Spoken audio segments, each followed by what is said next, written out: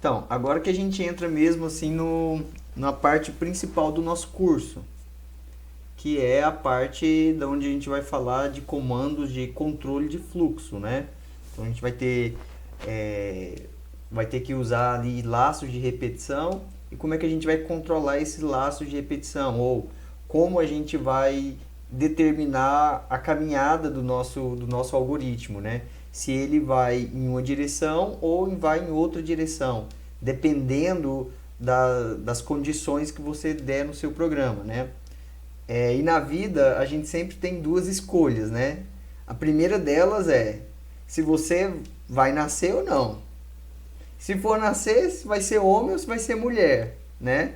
Então você sempre vai ter um ponto da sua vida em que você vai ter que estar numa encruzilhada.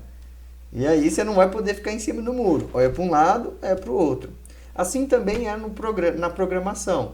Você vai ter que fazer escolhas. E hoje a gente vai estudar um pouquinho de como você orienta o programa a fazer escolhas e qual vai ser as ações que o processo vai tomar a partir de uma determinada escolha, né?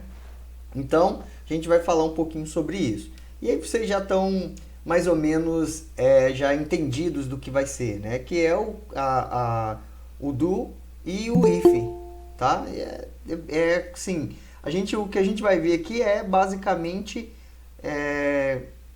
como o Fortran trabalha com o do e com o if e como é que isso se aplica aqui, né? Tem alguns de vocês que trabalham já com C, Java, Pascal, Python. Então, basicamente o que a gente vai fazer é qual é a forma que o Fortran precisa ter para que você consiga colocar um laço de repetição, né? Consiga fazer um laço de repetição. Como é que funciona o if aqui no Fortran? É com parênteses, não tem parênteses? O que você pode botar dentro do if, né? Então, basicamente é só essa forma estrutural, né, que o Fortran utiliza. E eu basicamente eu acho simples, tá? Pode ser que tenha linguagem de programações que são mais simples, mas eu acho bastante intuitivo, bastante direta e rápida, tá? Então, para a gente usar esses controles de fluxo aqui, a gente vai usar construtores de bloco, né? Que vem block constructor, vem do inglês. O que é esse construtor? Basicamente, você vai ter uma palavra-chave inicial que vai definir o seu construtor. E aí, após essa palavra-chave inicial, você vai botar o seu bloco de comandos. E ao final do seu bloco de comandos, você vai terminar com a palavra-chave final. Tá? Então, esse é o seu bloco, né? Onde você vai construir ali o seu fluxo, onde você vai colocar o programa para ir para um lado ou para o outro. Tá bom? Então, o primeiro desses, a gente vai falar do if, ok? Na apostila que nós estamos usando aqui no curso, ele começa falando sobre coisas do Fortran 77. Eu restringi aqui para a gente falar apenas do Fortran 90 e 95. E se vocês virem alguma coisa assim que está fora do padrão do Fortran 90 e 95, vocês voltem lá e dão uma pesquisada e falam, ó, será que isso aqui não é do Fortran 77? Porque tem coisas que ficaram obsoletas aqui no Fortran 95, tá bom? Porque trazia dificuldades no entendimento do código. E uma dessas coisas é o GoTo, né? O GoTo ele te redirecionava para uma linha do código específica. Então, isso a gente excluiu do nosso padrão do F95. Isso já não existe. Tem várias outras pequenas nuances aí no do e no if que a gente foi removendo ou acrescentando outras coisas aqui, né, para tornar mais simples o trabalho com if e do aqui dentro do Fortran 95, tá? Então vamos aqui, comando if. Basicamente você tem duas formas de você construir um if dentro do Fortran 90. E para que serve esse if? Esse if está te fazendo uma pergunta. Se a condição for verdadeira, então prossiga neste caminho, tá bom? Então o if é justamente isso para fazer aquela pergunta. É homem ou é mulher? Quem vai fazer a pergunta é o if, tá? Se for homem, vai por aqui. Se for mulher, vai por aqui. Tá bom? Se for homem, é XX. Se for mulher, é XY. Ou ao contrário, né? XX mulher, XY homem. Então, você tem aqui esse if para fazer essa pergunta. Como é que é a forma geral desse if? Vou falar primeiro aqui da primeira forma, que é a forma de comando, tá? Às vezes você vai precisar fazer um if e você quer só executar um print. Ó, é homem ou é mulher? Se for homem, imprima isso aqui, tá? Então, ele é um comando curto, que é um comando bem rápido. Eu não sei como dar um exemplo aqui em outras linguagens, mas basicamente você vai fazer um if, certo? Tá aqui o if. Você vai colocar a expressão relacional ou lógica que a gente viu na aula passada. Por exemplo, expressão relacional. A é maior do que B? Se for verdade, ele vai executar o comando que você vai dar aqui na frente. Tá? O que é um comando executável aqui? Este comando executável, ele vai ser um print, um read, uma expressão numérica, uma expressão condicional, enfim, você vai poder colocar aqui, tá bom? Nesse comando executável. Você pode fazer uma atribuição de um valor aqui, ok? Além da expressão relacional, você pode ter uma expressão lógica. O que é uma expressão lógica? Então, você tem variáveis lógicas e aí você vai perguntar se elas são verdadeiras ou falsas, usando AND, OR, né? Ou outra condição lógica ali. Tá bom? Professor, Sim. isso vai ficar entre esses dois aí, como é que tem maior e menor? Fica entre esses dois símbolos, né? Não. Aqui, Porque eu tentei legal. executar com esses dois símbolos e não foi. Não pode colocar esses sinais, não.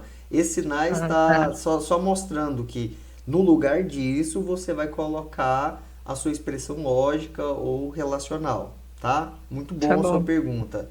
Não precisa disso aqui, É. a gente vai ver no exemplo mais na frente, que é simplesmente if, abre parênteses, expressão que você vai colocar, tá? Expressão lógica ou relacional, e o comando executável aqui na frente, que é o que você quer fazer, se for verdade. Então, o if funciona se for verdade, tá? Ok? O segundo, aqui um exemplo, né? Vamos lá. Um exemplo aqui do comando if ele tá aqui o if, tá? Abriu parênteses, abriu parênteses, então eu tenho x menos y for maior do que 0,0. Perceba que ele está colocando o valor real, tá? X menos y são valores reais, está comparando com o valor real. Se x menos y for maior que 0, então x é igual a 0. Ok? Agora ele vai fazer o segundo. If, você tem uma condição lógica, você tem uma lógica aqui, condição, esse valor da condição ele pode ser verdadeiro ou falso, tá? Or P menor que Q, né? Isso aqui é uma expressão, uma comparação entre números, e R menor do que 1. Lembrem-se que aqui existem as prioridades, né? Então, a prioridade, ele vai resolver as condições, as relações aqui, PQ e R menor ou igual a 1. Então, ele vai resolver essas relações aqui. E depois ele vai para as condições relacionais aqui, lógicas, né? Então, Então, ele vai primeiro fazer o AND e depois o OR, tá? Lembra lá da ordem de precedência. Você pode até escrever dessa forma, mas primeiro ele faz o AND e depois o OR. Ok? Então, o que ele vai fazer se todo esse conjunto aqui retornar verdadeiro? Se esse conjunto aqui tornar verdadeiro, então ele vai executar essa ação aqui. Ele vai pegar o S, que é uma matriz, que a gente vai ver na próxima aula, e vai colocar o IJ dela, vai trocar as linhas e colunas dessa matriz S aqui e vai colocar isso em... desculpa. Vai trocar aqui os índices, né, IJ da matriz T e colocar ela no SIJ. Ok? Temos alguma pergunta aqui?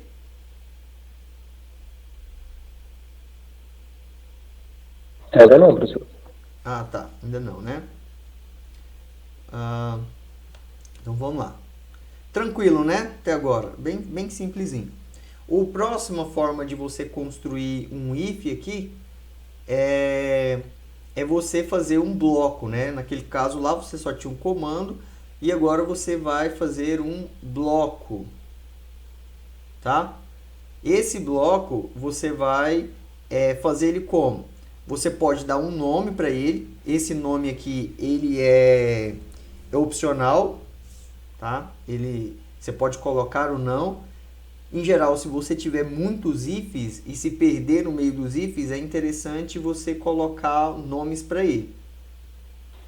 O if é como se fosse o C? Isso. Linguagem C? Isso, exatamente. Fala fim C, aí C, para dar.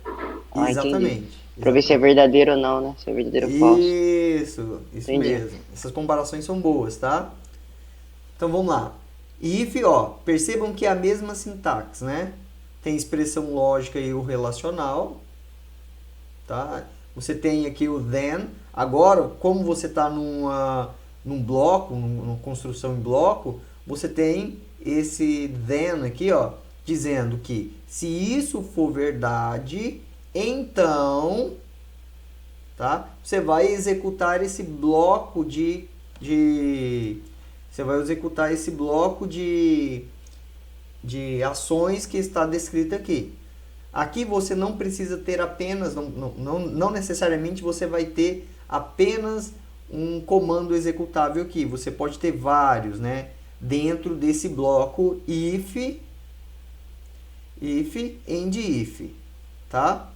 Dentro desse bloco aqui, você vai poder fazer, colocar quantos comandos você desejar ali dentro.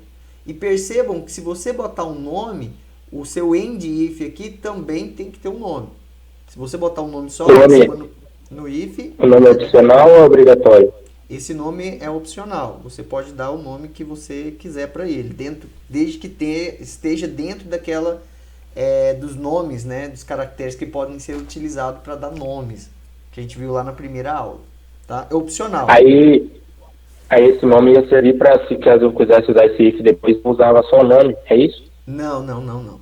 Esse if é só para você não se perder quando você estivesse fazendo, por exemplo, você vai fazer um monte de if lá.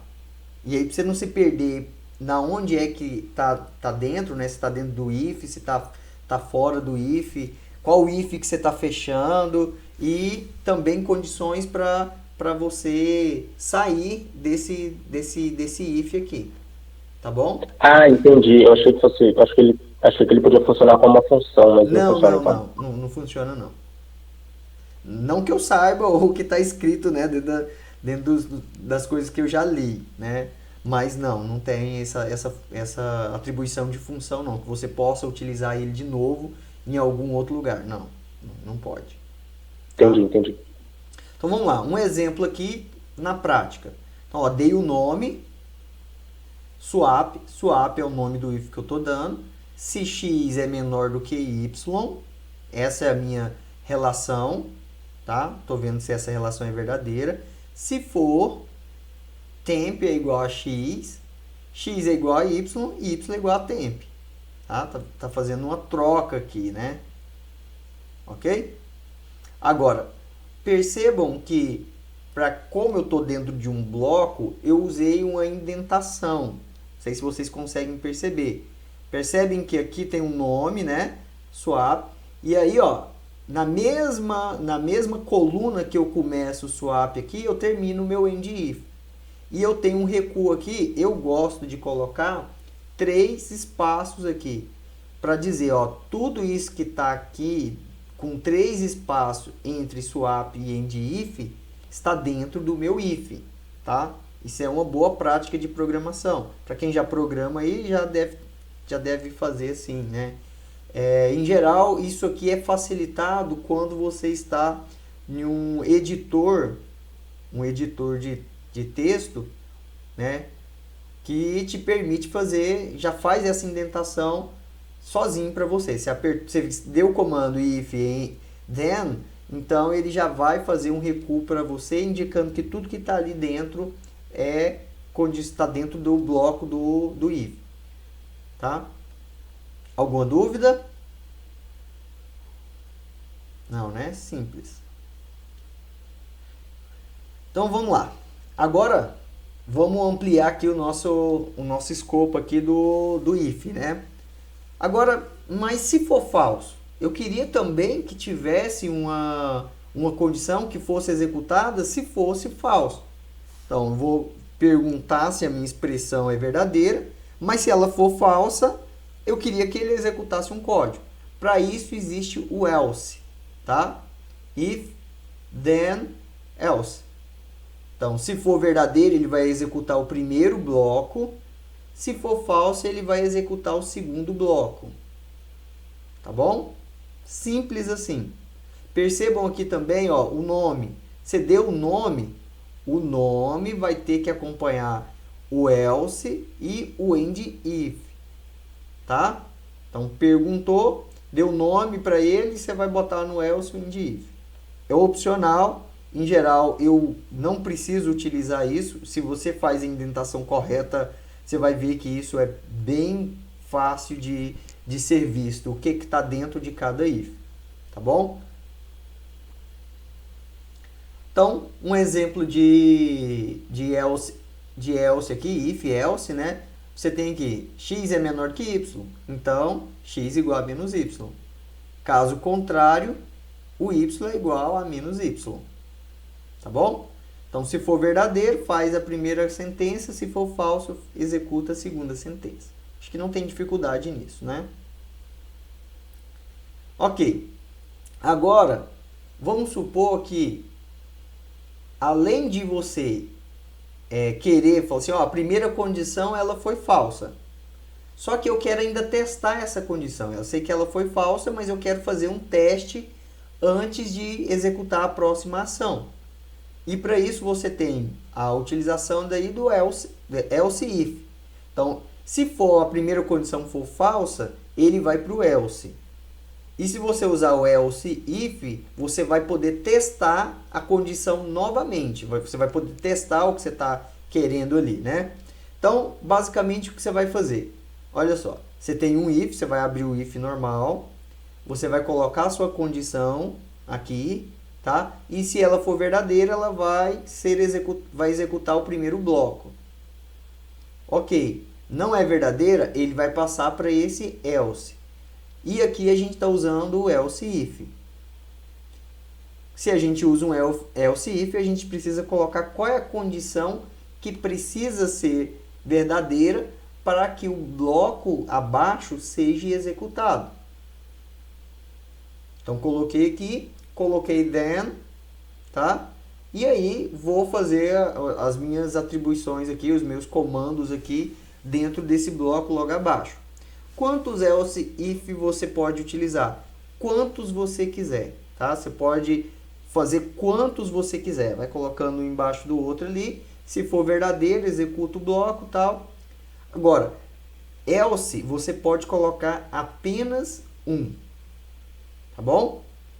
Esse else aqui, ó, você não pode. Ah, eu coloquei 3 else if. Quantos elses eu vou pôr? Só um. Tudo bem? E ele segue essa disposição aqui, ó. Então, if falso, ele vai para o else if. Esse aqui foi falso, vai para o outro else if. É falso, vai para o outro else if. Esgotou todas os seus else if, aí ele vem para o else, tá? Ele é como se fosse nenhuma das outras deu certo. Entendeu? Esse else aqui, nenhuma dos outros testes que eu executei acima não deu certo, então execute esse aqui. Então você vai fazer o bloco aqui e terminou o seu if. Qual é a vantagem desse else if? Porque você precisa fechar apenas uma vez, tá? Ó, end if. Você fez vários testes e você fechou apenas uma vez. É sempre você vai ter que usar else if? Não. Isso aí depende do que você está fazendo, da sua necessidade, se você achar mais necessário. Você poderia fazer um monte de if aí, fechar? If, else, if, enfim, poderia. Não tem nenhum problema, tá? Mas isso pode facilitar a visualização do seu código e diminuir o número de linhas que você vai ter que digitar aí no seu código. Tudo bem? Então, tem aqui um exemplo de um else if, né? Então, você tem aqui, i é menor do que zero. Eu já percebo que i é um inteiro aqui, por conta de que ele está comparando com zero. Então, se for verdade, ó, ele vai dentro do if aqui, ó, dentro do bloco do if, eu vou fazer um outro if, tá? Vou perguntar, j é menor do que zero? Se for verdade, então x é igual a zero e y é igual a zero, ok? Então, eu executo uma parte se j for menor do que zero e i for menor do que zero. Caso contrário, se j não for menor do que zero, mas i for menor do que zero, ele vai executar, ó, z igual a zero. E vou fechar o meu end if. Então, eu tenho duas condições se i for menor do que zero. E elas estão relacionadas a j ser maior ou menor do que zero. Se for menor do que zero, então x e y igual a zero. Se for maior do que zero, z igual a zero. Tá? Ok. Eu fiz aqui a análise do código para i negativo. Se i for positivo, ele vai vir perguntar, ó. Tá vendo? Esse valor aqui, ele foi falso. Porque o i era positivo. Então, ele vai deixar tudo isso aqui de lado, vai vir para o else if. Quando chegar aqui no else if, ele vai perguntar, e aí, qual é o valor de k? Tá vendo que não tem nada a ver com o valor de i, ó. I, ele é positivo, mas qual é o valor do k? Ele vai perguntar, k é menor do que zero? Se for menor do que zero, então z é igual a 1. Se não, ele vai vir para o else aqui, ó. Então, x igual a 1, y igual a 1. Beleza? Alguma dúvida? Não, né? Vai ter dúvida na hora que for fazer a programação. Ok, tudo bem. Agora a gente passa para um próximo construtor. Ok? O próximo construtor que a gente tem aqui é o construtor do. Tá? Esse também chamado de laço de repetição. E ele surge aí quando nós temos que executar várias ações que podem ser escritas de uma forma de uma soma, né? Ou de uma multiplicação. Ou você vai ter que executar aquela repetição um número finito de vezes. Então, a gente usa um do, tá? Acho que em C chama loop ou man, não sei como é que é o nome lá. Mas ele fica repetindo. Do também. Do também? Tem um do também, porque faz do e while no final. Ah, tá, sim. É o do while, né? Legal. Mas tem uma parte, quando você programa em C, ele tem uma parte que ele fica em loop. Não sei se é um man ali, que ele fica sempre executando. Mas tudo bem, né? While. While, né? Aqui também tem o while, mas a gente vai usar, toda vez que a gente for fazer, a gente vai usar aqui o do, tá? E então ele serve para fazer, por exemplo, a soma aqui de um polinômio, né? Você quer calcular esse polinômio aqui, em vez de você ficar escrevendo aqui os termos do seu polinômio, você pode escrever basicamente essa soma aqui. Então, viu esse sinal de soma, né? O que você vai ter que fazer ali implicitamente no seu programa é um laço de repetição do, tá bom? Então, como é que funciona esse do aqui? Então, ele está aqui para resolver esse problema. Que em vez de você ficar escrevendo aqui, né? Isso aqui não faz sentido, escrever N vezes. O que você vai fazer é um laço do. Você pode colocar um nome para ele, dar um rótulo para ele, dar um nome aqui para ele. E ele funciona da seguinte forma. Que a palavra-chave para você usar é um do. Tanto no if como aqui não tem problema de você usar letra maiúscula ou minúscula. Aqui está tudo maiúsculo, mas não tem diferença nenhuma. Ok. O que é obrigatório aqui? Obrigatório é o nome da variável no qual vai haver uma contagem. No caso dos do's, a gente usa sempre variáveis inteiras e a gente dá o nome delas I, J, K, em geral esses nomes assim que a gente costuma dar, tá? Essa variável ela vai ter um valor inicial, um valor que pode ser dado por uma expressão. Por exemplo, o valor inicial da minha variável depende da variável C, ou B, ou D, sei lá. Ou de uma expressão A mais B. Ou pode ser um valor mesmo. 1, 2, 3, 5, 10, 20, o que você quiser. E ela tem que ter um valor final. Por exemplo, eu vou fazer um do aqui que vai de 1 a 10. Que vai fazer 1, 2, 3, 4, 5, 6, 7, 8, 9, 10. Ou que vai de 2 a 5. Então é 2, 3, 4, 5. Ok? E o que é opcional aqui é a última expressão. Que é o último valor aqui, ó. Percebam que essas quantidades, expressão 1 e expressão 2, elas são separadas por uma vírgula. Tem outras linguagens de programação que usam 2 pontos, que deixam um espaço em branco, enfim. Aqui o separador entre o início e o final aqui é a vírgula. Você pode pôr aqui por último uma outra expressão, que é isso que ele chamou de expressão 3, que é o contador, que é o passo, de quanto em quanto você vai da expressão 1 até a expressão 2, né? Do número inicial até o número final. Você pode especificar esse passo. Se você não especificar esse passo, ele é, por default, né? Ele é igual a 1. Então, vai ser um passo 1. Tendo feito isso, você vai escrever o seu bloco, tá? Dos seus comandos, o que vai ter que ser feito aqui dentro do seu do, tá?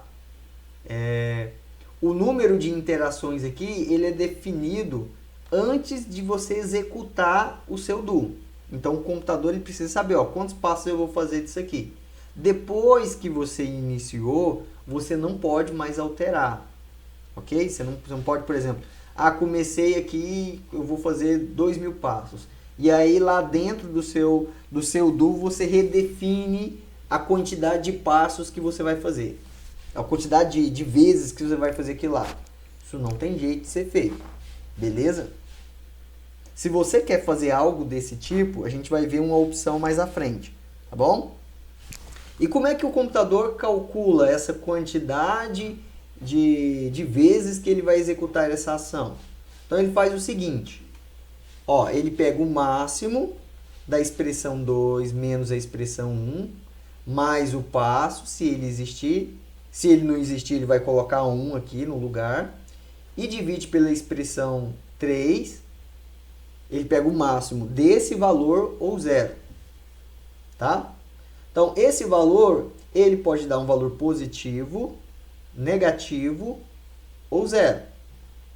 Tá? Então, se ele der um valor negativo, ele não vai executar o laço de repetição.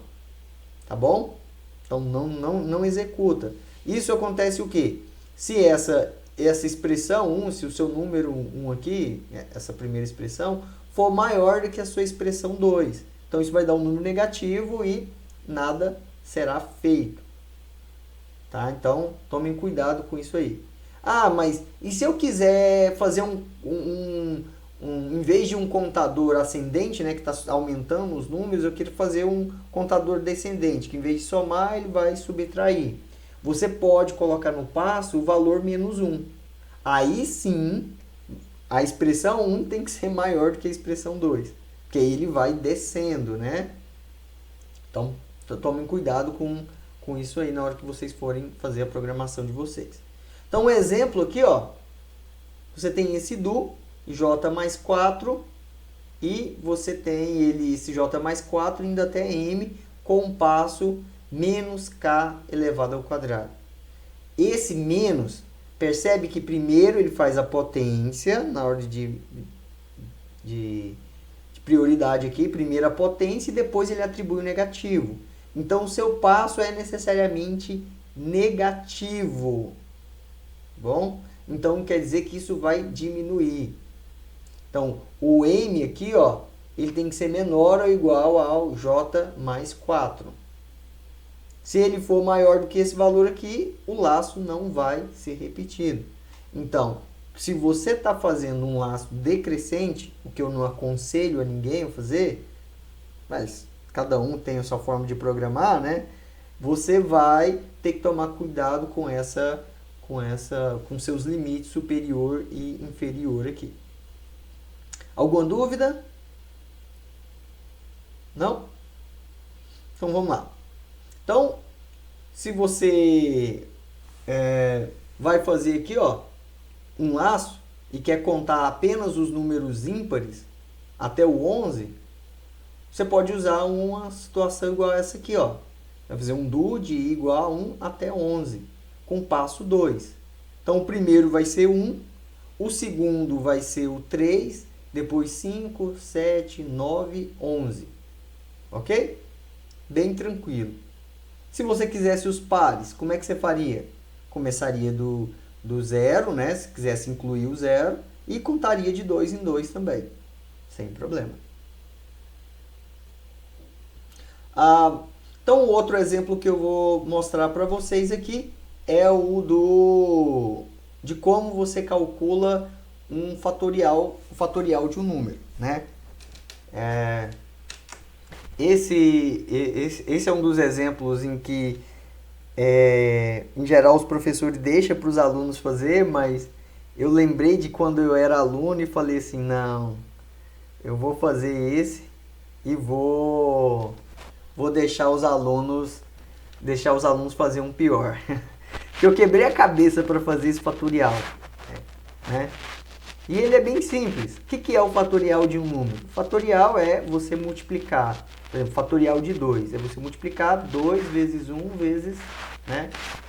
E terminou, 2 vezes 1, fatorial de 2 é 2 vezes 1. Fatorial de 3 é 3 vezes 2 vezes 1. Então, você sempre vai decrescendo um número aqui. Então, aqui, ó, eu estou descrevendo o fatorial de n. Legal? Fatorial do n aqui vai ser quem? Então, fatorial começa com 1, que é o primeiro número. Depois ele multiplica por 2, depois ele multiplica por 3, depois multiplica por 4, depois multiplica por 5, até o valor n. Então, dessa forma, você calcula o fatorial. Tá? Simples, né? Facinho. E essa forma de calcular o fatorial aqui, ela só é verdadeira para n maior do que 2. Se o seu n for menor do que 2, veja só o que acontece.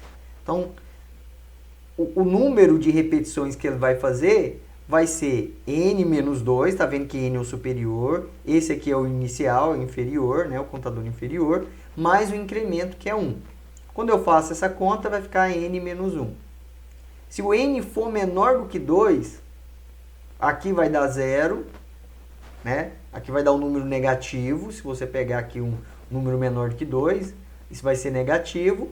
E e o maior valor entre o número negativo e zero vai ser o zero. Então ele não vai executar.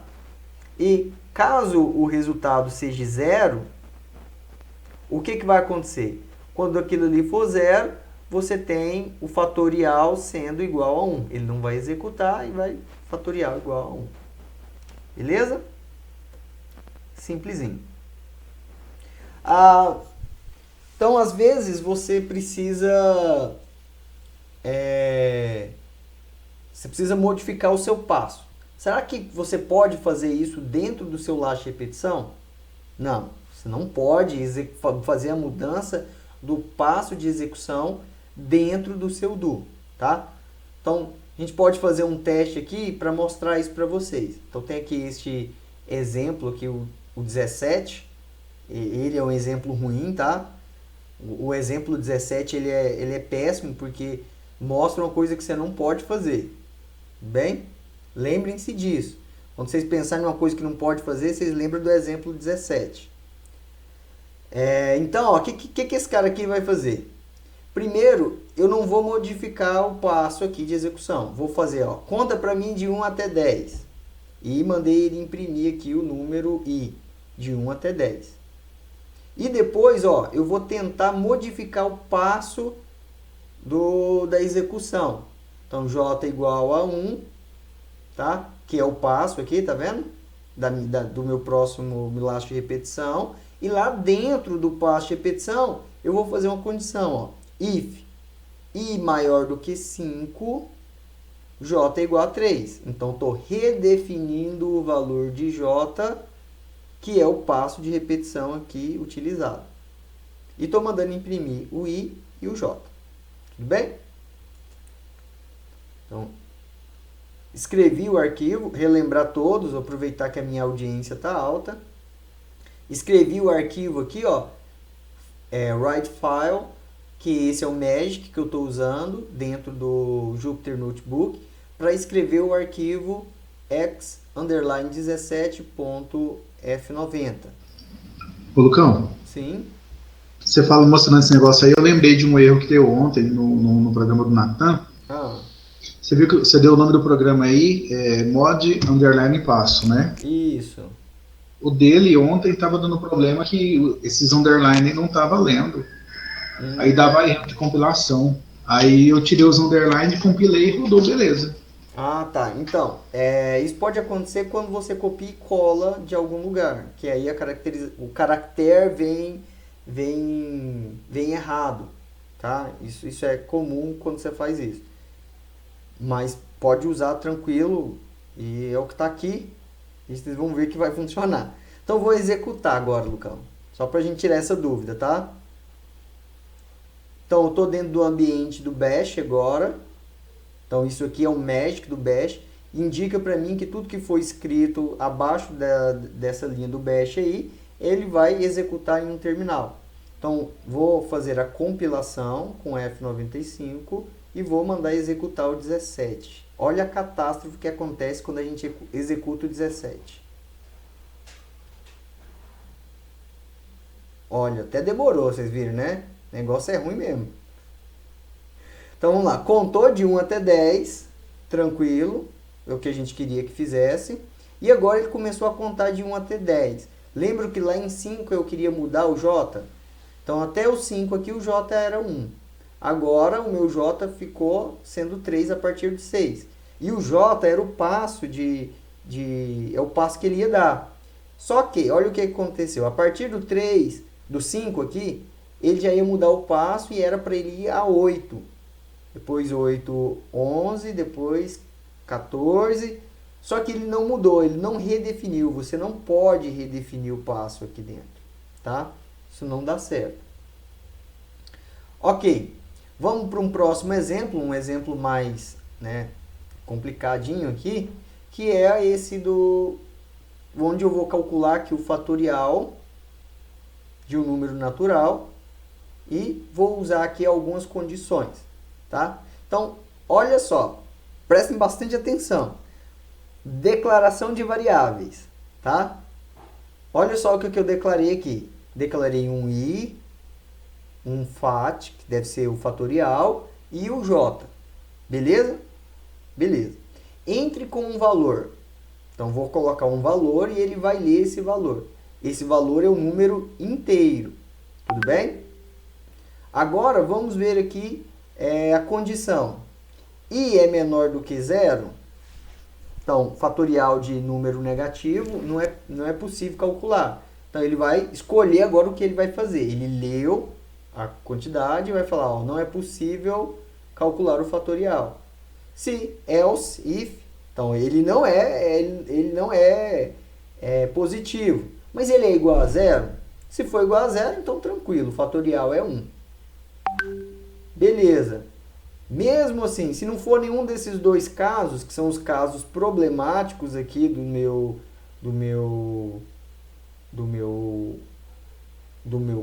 fatorial, o que acontece? Ele vai ter que fazer outra coisa. E essa coisa é escrever o fatorial, né? Fazer o fatorial. Então tá aqui aquela formulazinha que a gente usou para o fatorial. Lembre-se que lá no lugar do n eu coloquei o número de entrada, que é o i, tá? E ele calcula o fatorial e me mostra na tela. Então, antes de continuar com a execução do meu código, eu quero perguntar para vocês. Vocês conseguem perceber algum problema nesse código? Assim, olhando assim, não vi não. Nenhum. Nenhum? Não, beleza, então. Então vamos executar, vamos escrever ele, né? Escrevi ele aqui bonitinho. Agora eu vou executar ele. Então eu tô lá no bash de novo, compilei, executei e coloquei aqui o valor 2. Tá? Então o fatorial de 2 é quanto? 2. Ah, legal, deu certo. O fatorial de 2 é 2. Tá. Então eu vou escolher o número aqui. Fala um número aí. Alguém fala um número. 4. 4? Não, mas 4, pô. 4. Maior? Maior, o número 4, cara. 4 eu sei calcular também. Eu quero um número que eu não 30. sei. 30. Vamos tentar o 30. Vamos, outro número. Vamos supor que você quisesse o fatorial de 100. Uai. Fatorial de 100 dá 0? Como assim o fatorial de 100 dá 0? Alguma coisa está certa ou errada. Alguma coisa que não está certa está errada. Tem alguma coisa errada aqui. Por que o fatorial de 100 deu 0? Algo de errado não está certo, professor, eu Com acho. certeza. Vou tentar o Eu acho 80 que agora. Deu 0 também, ué, mas não era para dar 0. Vou tentar o Eu acho 40. Acho que o senhor deve ter colocado alguma coisa errada no O cálculo. 30. Nossa, estranho, o 30 dá certo, gente. Vamos tentar o 4, porque o 4 a gente sabe também. Alguma coisa tá errada. O 4 dá 24, tá certo. Que é 4 vezes 3 é 12, 12 vezes 2 é 24, vezes 1 dá 24. O que tá errado, gente? Olha só, que coisa horrível. Isso aqui entra na primeira parte do nosso curso. E erros desse tipo são os mais chatos e os mais complicados de você conseguir identificar. Porque você vai olhar todo o seu código e não vai encontrar erro algum no que você está fazendo. Mas o erro ele se encontra justamente no fato em que você escreveu o fatorial de um número como sendo um inteiro. Então lembram-se que quando você tem um número inteiro, você tem um limite para você escrever esse inteiro? Olha só o tamanho desse número inteiro. Então, não tem como. Se você pegar o fatorial de 100, o número é muito maior do que esse. E você explode o seu inteiro. Então, para resolver esse problema, eu posso simplesmente aumentar o meu inteiro aqui, tá? Vou usar um inteiro aqui, ó, kind igual a 8. Será que vai dar?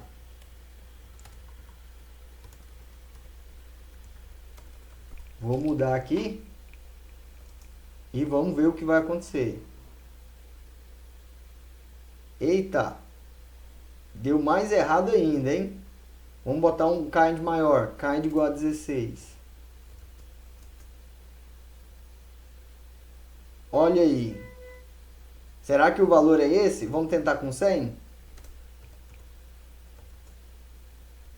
Ó, agora ele calculou, hein? Percebem? Vamos ver se a gente colocar um real aqui. Real 16 com quádrupla precisão.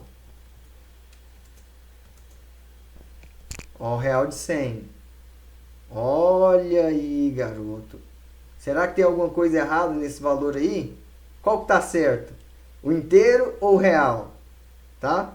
Então, esse programinha aqui, ele vai ser um programinha extra que vocês vão testar, tá? E descobrir aqui qual é a variável que você vai ter que usar para representar o fatorial de um número dessa ordem aí. Tudo bem? Beleza? Agora que a gente sabe o else e o if, a gente vai testá-los aqui também.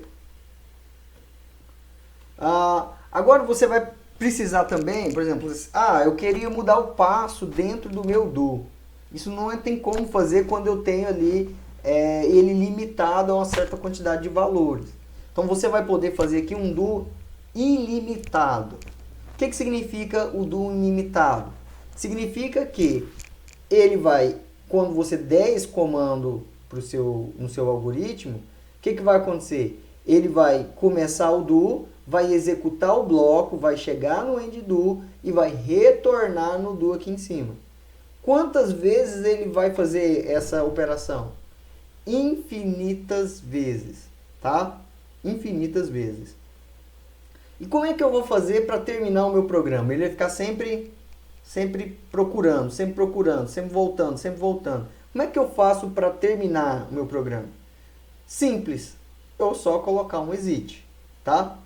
Detalhe, nesse tipo de do ilimitado, perceba que eu não coloquei nenhum dos contadores aqui, ó, nenhuma das variáveis que iniciando em 1 e indo até um limite com um passo tal. Simples assim. Quer um do ilimitado? Só do, ele vai ser ilimitado aí. Quer sair desse do? Coloca um exit, tá? Em geral, o exit ele é colocado junto com uma condição if. Por exemplo, você vai colocar lá uma quantidade que está sendo calculada. E aí você quer que você saia daquele do quando atingir um determinado valor para uma variável. Então você vai perguntar, essa variável atingiu o valor que eu quero que saia? Não, essa variável atingiu. Então, exit, tá? Tem um nome aqui, que é o controle que você pode fazer. Imagine que você vai usar vários do's. E aí você quer que saia de um do específico. E aí você pode botar um nome para você falar, exit, mas saia do que eu estou falando, é desse aqui. E ele vai executar a ação que está logo abaixo do end do nome, tá? Então, onde você tem lá o end do nome, ele vai executar o próximo comando que está ali embaixo. Ok? Se você não colocar nenhum nome aqui, se você não tiver um do com nome, esse exit vai sair do primeiro end do que ele encontrar. Se tiver outros, ele vai continuar fazendo os outros. Mas ele sai do primeiro que ele encontrar. Tá bom? Exemplo disso. Deixa eu ver se tem aqui nada. Não, tem nada. Exemplo de como é que faz uma coisa desse tipo. Você tem um contador aí dentro do do, tá vendo? I é igual a I mais 1, tá contando, incrementando I. E aí quando I for igual a J, você sai. Então ele vai sair desse do e vai para o end do e vai executar os comandos que está abaixo do end do ali. Tudo bem? Dúvidas? Não, né? Uma outra instrução é o cycle, que esse aqui ele faz, em vez de sair do, ele para o que ele estava executando ali e volta, vai lá para o end do. Vamos ver se tem um exemplo aqui. Tem aqui, ó. Então, o exemplo é o seguinte. Eu tenho o meu índice aqui, ele vai estar sendo incrementado durante a execução. Ele começa com o índice 1 e vai incrementando, né? E aí, o que vai acontecer? Esse do é um do infinito e vai perguntar, se o índice, o index, né, for igual a 20, cycle. Então ele não vai executar nenhuma das ações que está aqui para baixo. Então ele vai contar 1, 2, 3, 4, 5, 6, 7, 8, 9, 10 e até o 20. Quando ele chegou no 20, opa, tem um cycle aqui. Nenhuma das condições que está abaixo desse cycle aqui, ó, serão executadas. Então ele não vai imprimir o número 20 e vai sair, ó, quando o seu index chegar no 30. Então vou escrever, tá? E executar o programa. Executei o programa, vamos testar, ó. 2, 3, 4, 5, 6, 7, 8, 9, 10, 11, 12, 13, 19. Tá vendo? Não executou o 20. Gente, o tanto que eu já quebrei cabeça com esse cycle, que eu já usei e eu queria que ele executasse uma ação. E eu falei, mas não é possível, tá aqui e tal. Percebam que a única diferença é você colocou abaixo, não colocou em cima, tá? Tudo que você colocou abaixo aqui não vai ser representado. Percebam que a posição aonde você escreveu os comandos, ele é essencial. Tudo bem? Então, escreveu no lugar errado, você vai quebrar a cabeça muito tempo aí tentando ver se seu código está errado. Ok? E possivelmente ele não vai estar. O que vai estar errado é só a construção do algoritmo, né? O que você quer fazer vai dar as expressões, as fórmulas estão tudo correta, mas o algoritmo não entende, né? O compilador não entende o que você está querendo falar para ele. Tem uma outra maneira de você fazer a escolha, né? Você ir para um lugar ou ir para outro sem usar o if, que é o select case. Então você vai selecionar possíveis casos para um valor pré-definido, tá? E ele vai, né? Os valores daquela quantidade que você está testando, você já sabe quais são os possíveis valores para ele. Diferente do caso do if, né? Você não sabe de antemão quais são os valores que pode dar ali, tá? Então, como é que ele funciona? Você pode dar um nome para ele. Em geral, não costumo usar o nome. A primeira palavra-chave é o select case. Dentro dos parênteses aqui você vai colocar a expressão ou a variável da qual você quer testar, tá? Então, por exemplo, eu vou testar um valor de uma variável A. E aí eu vou perguntar, ó, essa variável ela bate, que ó, case, tá? Caso a variável tiver o valor dado por esse seletor aqui, ó, tudo bem? Se eu tiver, então eu vou executar esse bloco de códigos. Ok? Quantos cases você pode colocar? Quantos você quiser. Eu quero testar se é 1, se é 2, se é 3, se é 4, se é 5, se é 6, se é 7, se é 8, se é 9, se é 10. Você pode fazer quantos você quiser.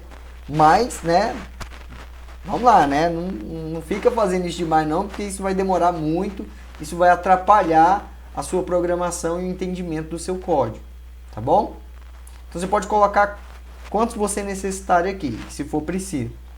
E caso a sua expressão, a sua expressão não bata com nenhum dos outros seletores, você pode utilizar aqui, ó, o case default, né? Que é se não for nenhum dos outros, então executa isso aqui.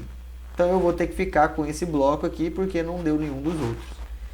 Esse bloco ele é opcional, você pode ou não colocar esse case default aqui, tá? Você pode ou não colocar ele. Se você não colocar, isso indica que se não for nenhum daqueles pré-definidos, não vai executar nada esse select case. E termina aqui com end select. E se você tiver colocado o nome, põe um nomezinho aqui. Beleza? Beleza. Acho que aqui eu já defini, né? O seletor lá, ele vai te dizer qual é o significado disso. Detalhe, a expressão que é um escalar ou uma variável, né? Ela só pode ser inteiro ou lógico. ou de caractere, inteiro, lógico ou de caractere. Não pode ser um real, tá? Então, inteiro, lógico ou caractere. O seletor ele tem que ser do mesmo tipo do que você especificou lá em cima, no caso que você quer analisar. Tudo bem? Eu acho que isso é o que a gente tem aqui de... tá. O que agora a gente precisa saber? Você pode usar aqui também um range, né? Um intervalo de valores, se for uma variável inteira. Então eu vou analisar aqui, ó, um número inteiro. Esse número aqui é um número inteiro. E eu quero saber se ele é menor do que menos 1. Tá? Número inteiro. Lembre-se. Então, para eu fazer isso, ó, eu usei aqui o seguinte sintaxe. Eu coloquei aqui, vou até colocar aqui.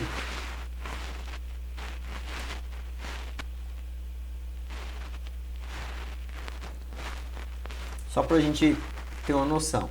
Olha só. Então, esse aqui, ó, é o índice inferior. E esse aqui é o índice superior. Então, eu vou escolher um número.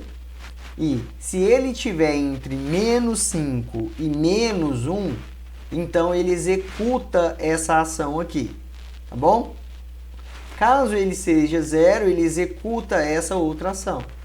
E caso o índice inferior aqui, ó, que ele seja 1, ou qualquer outro valor acima de 1, percebam que eu posso colocar ou não um dos índices.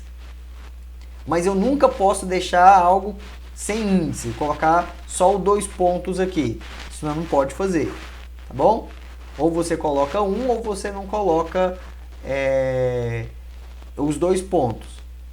Caso você deixe sem um deles, está falando, ó, o meu limite inferior aqui é o 1. Então, qualquer número maior do que 1, eu vou estar aceitando. Maior ou igual a 1. Tá? Eu vou estar aceitando. Se eu colocar aqui como estava anteriormente, ó, desse jeito aqui, eu estou dizendo, qualquer número menor que menos 1, eu estou aceitando. Então, esse é o maior que eu posso ter. Então, qualquer número menor do que ele também é verdadeiro. Isso aqui tá pegando o sinal do seu número, né? Então, o valor é negativo, que o valor é 0, não tem sinal atribuído a ele, e o sinal é positivo, tá? Você pode também ter um conjunto de valores para o seu caso. Ó, então estou usando um case aqui, eu estou analisando uma variável e estou num case onde eu posso ter 1, 2, 7, 10, entre 10 e 17, vendo? E 23. O detalhe aqui é que você tem que separar esses seletores com vírgula. Então, se for qualquer um desses aqui, então eu vou executar o código abaixo. Então, esses aí satisfazem a minha condição e se eles forem verdadeiros, eu executo. E aí depende muito do que você tá usando para você usar algo desse tipo. No meu caso, muito pouco do que eu vivi até hoje fazendo simulação, nunca precisei usar esse tipo de implementação aqui nos meus códigos, tá bom? Mas se vocês precisarem por algum motivo, tá aí representado, tá? O default aqui, ele representa, como eu já disse, nenhuma das opções foram válidas, e aí ele vai executar as ações que estão logo abaixo do default, tá bom? Agora, se você tiver um case e a sua variável que você está analisando é um caractere, né? O CH aqui é um caractere, e você vai perguntar, ó, é C, D ou R o caractere? Se for, então, character type true. Então, é um caractere, né? Se for I ou N, tá? Aqui percebam o uso dos 2 pontos. Qualquer valor entre I até N, usando o alfabeto, né? De I até N aqui, se for I ou N também estão inclusos. Então, int type é verdadeiro. Caso não for nenhuma dessas outras duas, então você está com int type true, tá? E aí percebe que ele está mostrando aqui como uma caracterização de como você definir algumas variáveis, né?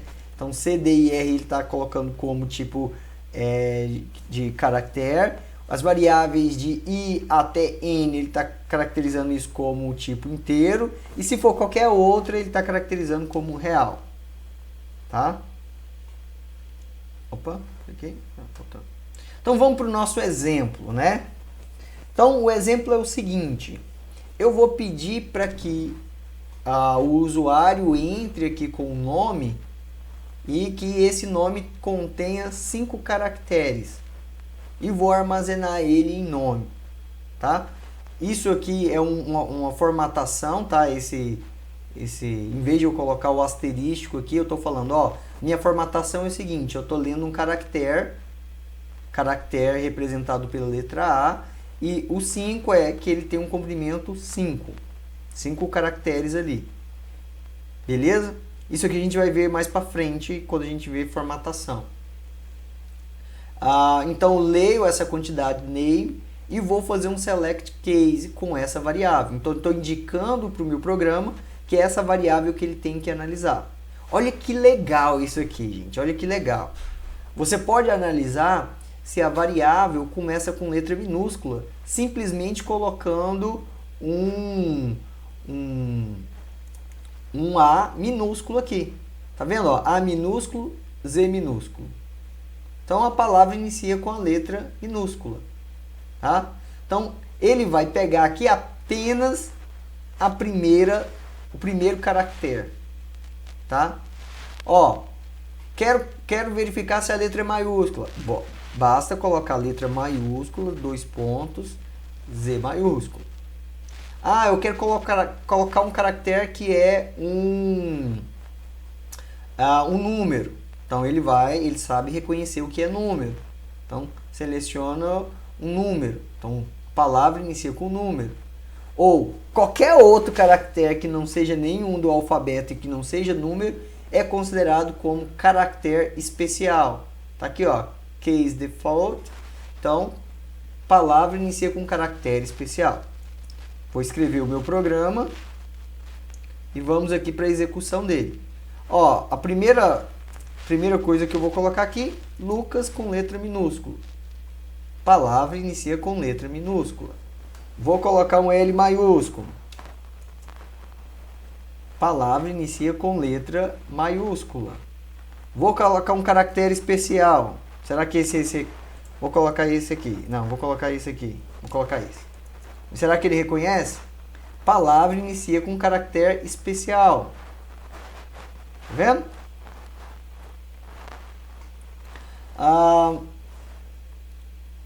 Agora, select case com o inteiro, né? Esse aqui foi o que a gente fez lá, para falar que ele é maior ou menor do que 0.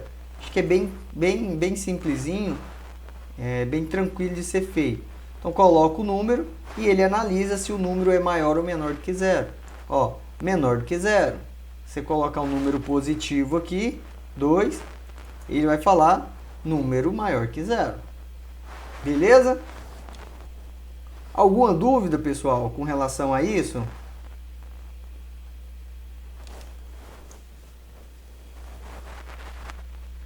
Acho que não, professor. Não, né? Quando vocês forem fazer atividades, com certeza vocês vão ter... Aí nós lembramos desse momento e vê que a gente perdeu a oportunidade. Não, mas é assim mesmo.